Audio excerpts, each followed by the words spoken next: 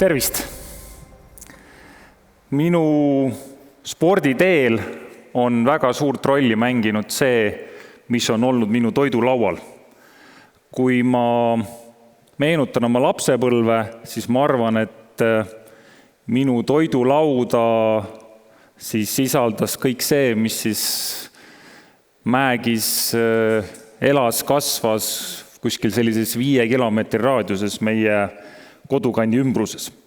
Olgu need siis juurviljad, puuviljad, marjad koduõuelt, marjad kodumetsast, kalad jõest, piim lehmadelt ja kindlasti oma liha oma sigadelt. Ja muidugi ka kanamunad ja kanad.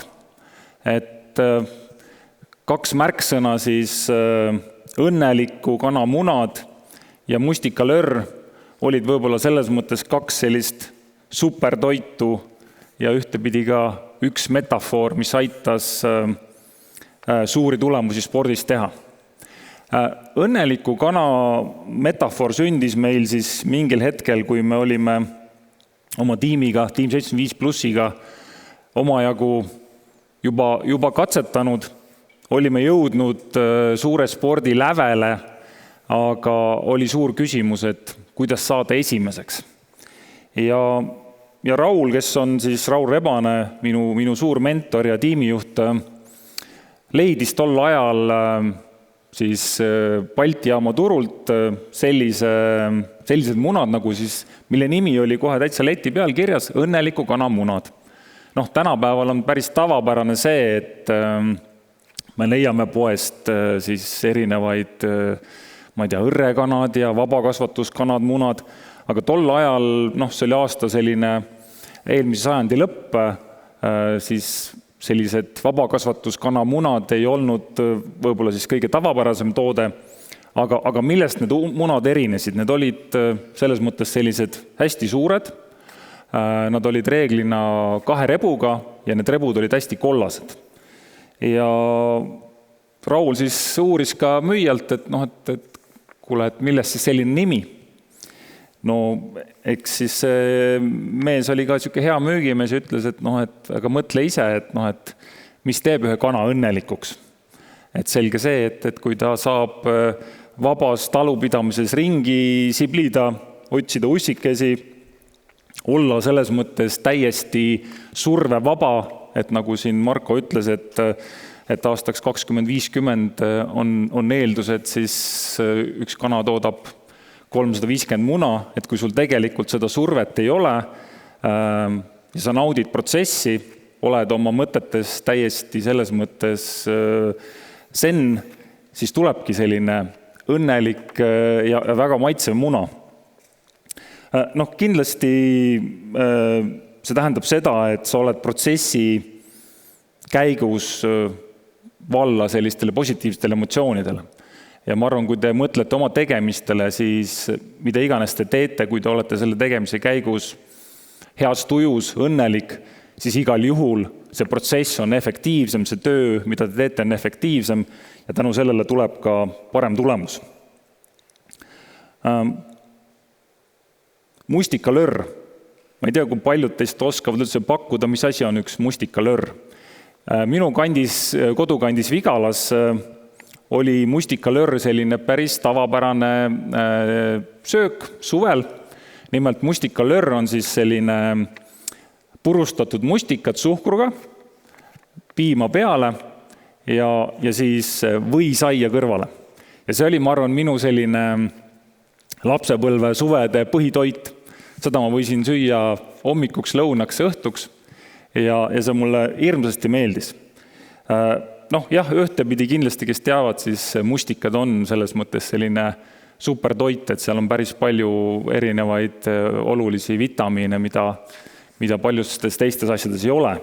Aga minule mustikad tohutult maitsesid ja hiljem, kui ma ka aeg-ajalt olin mõnes eellaagris mõneks suureks tiitlivõistluseks valmistumas, siis minu lähedased tõid mulle eellaagrisse mustikaid, et ma saaks siis seda kodust energiat ja powerit oma kõige olulisemaks etteasteteks kasutada.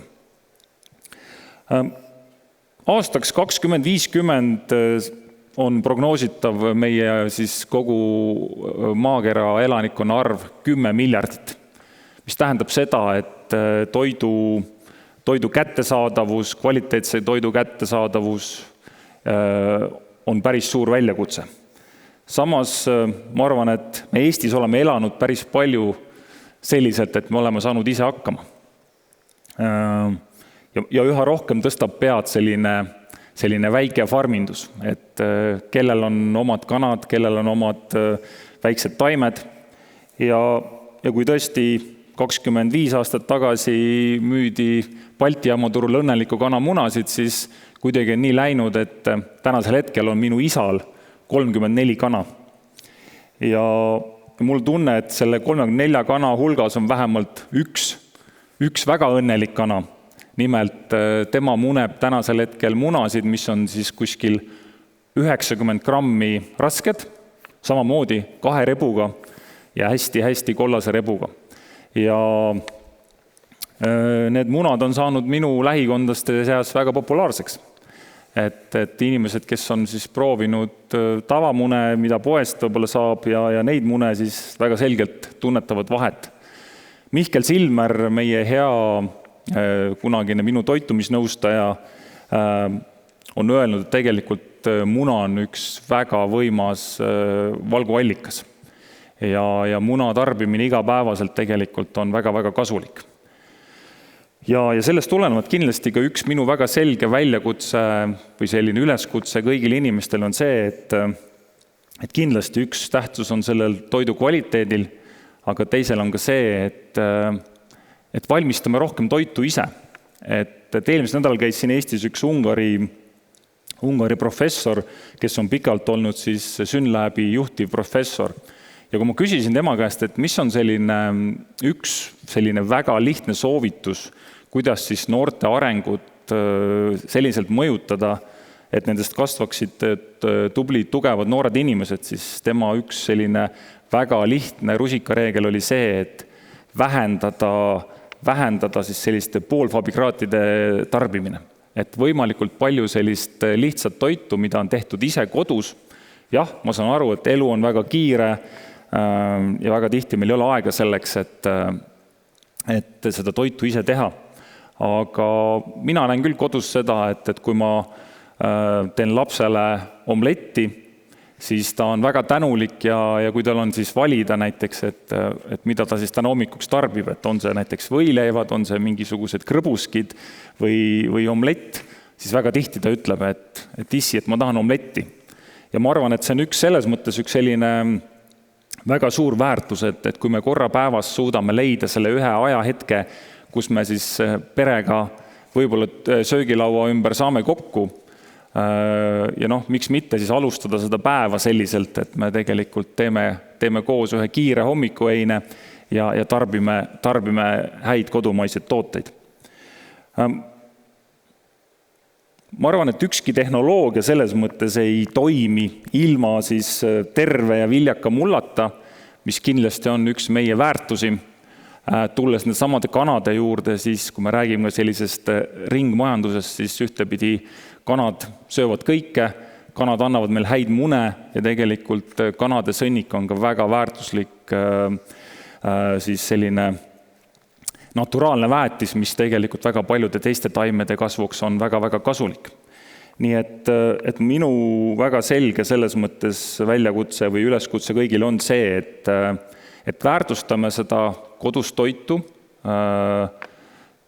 leiame selle aja, et aeg-ajalt koos einestada ja kohe tuleb ettekanne Kristilt, kes ütleb, et tõesti Eesti toit on kallis, aga tegelikult väga tihti see odav toit, mis poes saadaval on, siis selle päritolu, need ained, mis sinna peale pritsitud on, siis need on tegelikult, need toite väärtus on väga-väga madal.